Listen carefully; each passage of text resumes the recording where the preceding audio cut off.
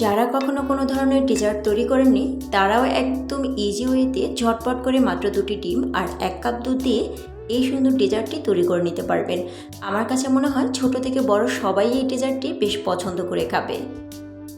আমি এখানে 2টো ডিম নিয়েছি। ডিমটা কিন্তু অবশ্যই নর্মাল তাপমাত্রার হতে হবে, আর ডিমটা যদি ফ্রিজের নর্মাল চেম্বারে থাকে তাহলে ডেজার্ট তৈরির 30 মিনিট পূর্বে অবশ্যই ডিমটাকে বের করে রাখতে হবে। এখন নিয়ে নিচ্ছি 1/4 কাপ চিনি আর একদম চিমটি পরিমাণ দিয়ে দিচ্ছি লবণ, হাফ টিস্পুন দিয়ে দিচ্ছি ভ্যানিলা ফ্লেভার।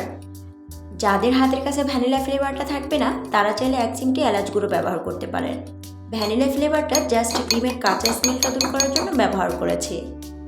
ডিম এবং চিনির মিশ্রণটাকে আমি আনুমানিক 3 থেকে 4 মিনিট পর্যন্ত একটি সফট স্পুনের সাহায্যে খুব ভালো করে বিট করে নিয়েছি। ডিমটা এমনভাবে ফেটাতে হবে যাতে করে চিনিটা প্রপারলি ডিমের সাথে মেল্ট হয়ে যায়। ডিমের মিশ্রণে অ্যাড করেছি আগে থেকে জাল করে নেওয়া মেজারমেন্ট কাপের হাফ কাপ লিকুইড দুধ। আপনি চাইলে এখানে 1 কাপ দুধ দিতে পারেন। ডিম এবং দুধের মিশ্রণটাকে খুব ভালো করে বিট করে নিয়েছি। আজকের অমলেটটা আমি এরকম একটা পাত্রে সেট করব। আপনি চাইলে যে কোনো ধরনের কেক মোল্ড অথবা পাত্রে সেট করতে পারেন। এরপর সামান্য পরিমাণ তেল দিয়ে একটি ব্রাশের সাহায্যে বাটির চারো কিনারে একটু ব্রাশিং করে নিচ্ছি। তেল ব্রাশিংয়ের কারণে হবে কি, অমলেটটা খুব ইজিলি মোল্ড আউট করা যাবে। এখন একটি ছাঁকনির সাহায্যে ডিম এবং দুধের মিশ্রণটাকে সেঁকে নিচ্ছি। মিশ্রণটা সেঁকে নেওয়ার এই স্টেপটা কিন্তু খুবই গুরুত্বপূর্ণ। এতে করে হবে কি, মিশ্রণের ভিতরে একটা এয়ার ক্রিয়েট হবে আর অমলেটটা কিন্তু খুব সফট হবে।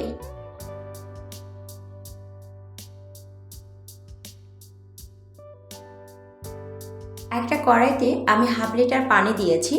এরপর পানির উপরে একটি স্ট্যান্ড বসিয়ে দিয়েছি। পানিটা এমনভাবে দিতে হবে যাতে করে বলক আসার পরে ওই পানিটা বাটি স্পর্শ করতে না পারে। অ্যাকচুয়ালি আপনারা নিশ্চয়ই দেখে বুঝতে পারছেন যে আজকের অমলেটটা স্টিম করার জন্য আমি ঠিক কিভাবে সেট করছি। ঢাকনার সাথে যে ছোট একটা ছিদ্র আছে এটাও একটি পেপারের সাহায্যে বন্ধ করে দিচ্ছি। এখন চুলার আঁচকে মিডিয়ামে রেখে এটিকে কুক করে নিচ্ছি 20 থেকে 25 মিনিটের জন্য।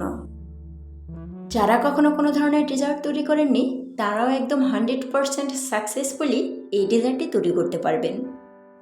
20 মিনিট পরে আমি ঢাকনাটা তুলে একটু দেখিয়ে দিচ্ছি। আপনারা চাইলে এরকম একটা টুথপিকের সাহায্যে একটু চেক করে দেখতে পারেন।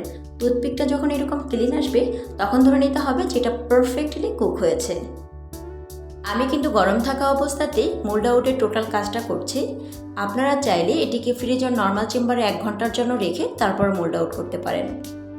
বেসিক্যালি পুডিংটা ঠান্ডা ঠান্ডা পরিবেশন করতে সবচেয়ে বেশি ভালো লাগে, আর আমিও তাই করব। এই সুন্দর রেসিপিটি কিন্তু বাসায় একবার ট্রাই করার অনুরোধ করছি। আপনারা দেখছিলেন দিলশাহারাজ ওয়ার্ল্ড। এরকম সুন্দর, সহজ এবং সুস্বাদু রেসিপি পেতে অবশ্যই দিলশাহারাজ ওয়ার্ল্ডের সাথেই থাকবেন।